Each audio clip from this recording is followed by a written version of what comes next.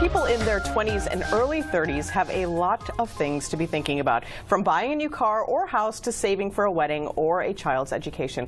Often, retirement is an afterthought, and it's a big problem. Here to explain why retirement savings should be one of the #1 goals for a millennial is Michael Egan from Egan, Berger Weiner, LLC. Thank you for coming back and talking to the young people.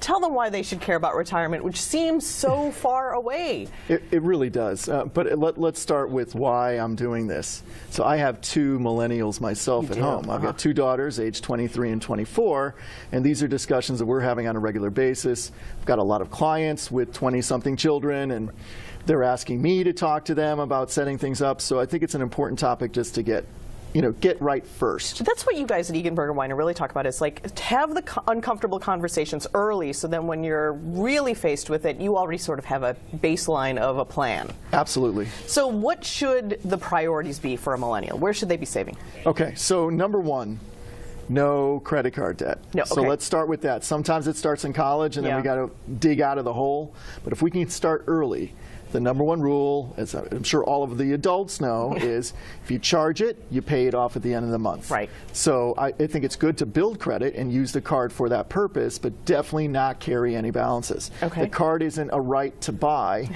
it's an obligation to pay. Okay. I feel like you're at school, you'd be like, well, that I don't do, so I feel good about that. Okay. So what if we're good with financial things? Like if we're good and we're spend-thrifty, what's our priority for going from there? Oh, I think you should build a cash reserve pool. Okay. So I know for most young 20-somethings, even 30-somethings, the goal is to be financially independent, and I think that's fantastic. And as a parent of those children, you don't want them we back. want you off payroll. Right. And we want you to stay off payroll. So the best way to ensure that is to put some money in the bank before you leave home. Okay. So if that's possible, stay at home with mom and dad for an extra 6 months to a year. Bank the money, come out with a savings account. I usually recommend around, I just told my daughter Shannon this, so she's a nurse, she's working full time. She started working in February. I said, you got to put 10 grand in the bank before you leave. Wow. Now, she wants to leave quickly. Right. She's already got the money in the bank. So, the next step then is, what do I do? And, the goal is, do I live independently? Do I get roommates? And I'm always saying live below your means. Right. So that you've got extra money in the budget for more important things like saving for retirement and anything else that you may want to do for yourself. Right. So sock away a little bit of money, or should you plan, like, I'm going to really plan on putting $200 away? Or do you say like $25 here, there, everywhere? For the savings nest egg, you should put away every dime you can. If you're living at home rent-free with mom and dad, consider that rent payment. That's going to my nest egg. And then when I get up to the number, I'm recommending 10 grand. It could be a little lower, it could be a little higher, depending on your situation where you are. Then you can then start looking at the total bills. What can I do now? What can I afford? And this is my safety net in case something goes wrong, so I don't have to come home to mom and dad immediately or ask for a bailout immediately because I've built up this reserve. So what about a savings rate? What should millennials and those young people be looking for? So I think first we need to focus on what are we saving for. Oh, okay. So the saving priority should be... And a new car is not... No, that's not a big one. I mean, obviously we need transportation. Yeah. But it doesn't have to be brand new. We probably just came out of a phase, maybe with college, where we lived pretty meager lifestyles. The ramen. Yeah.